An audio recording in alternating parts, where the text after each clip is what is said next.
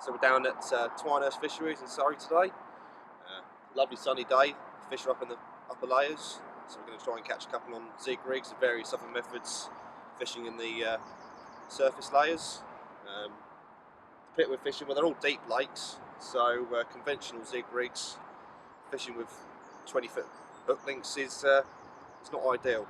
You know, you can't cast them very well and they tend to tangle. So I'm going to run through the way I set up my adjustable Zig rigs. A few different tweaks to what everyone else's do. So it's a very underused method in my opinion.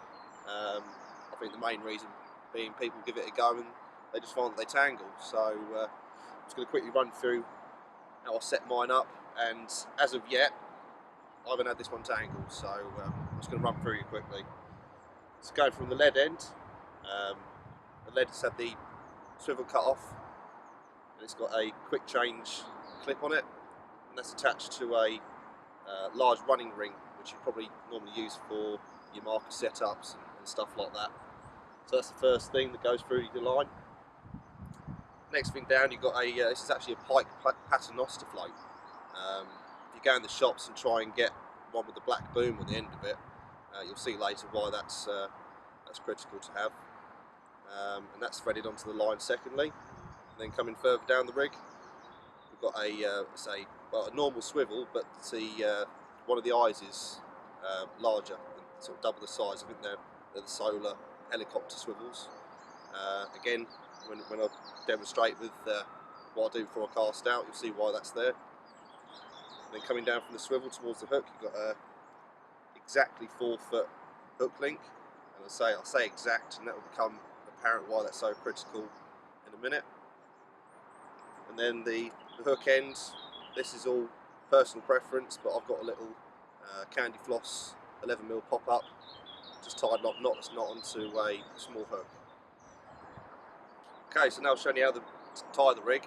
There's a few little things you've got to do in preparation before you cast the rig out.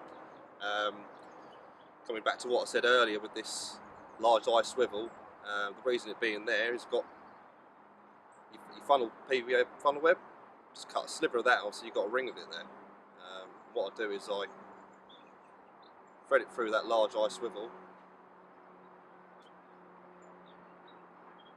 double it back on itself, and then you've got your PVA loop there. And then what I'll do with that is get the hook,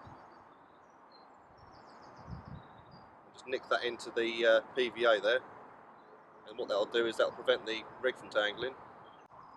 Okay, so that's the first thing that I do in preparation before I cast the rig out.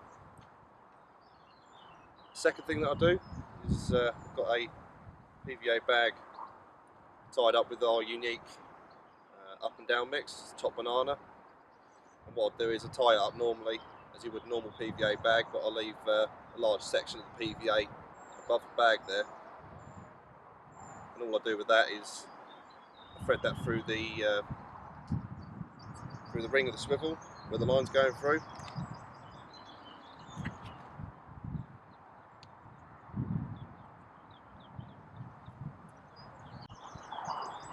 Just tie that on there, and what that'll do is that'll go down with the lead, and as that dissolves, that will then be dispersing all the coconut and flavourings that are in the breadcrumb that's in the PVA bag mix. Hopefully entice a carp into taking that little pink bait. So yeah, that's the rig before I cast it out.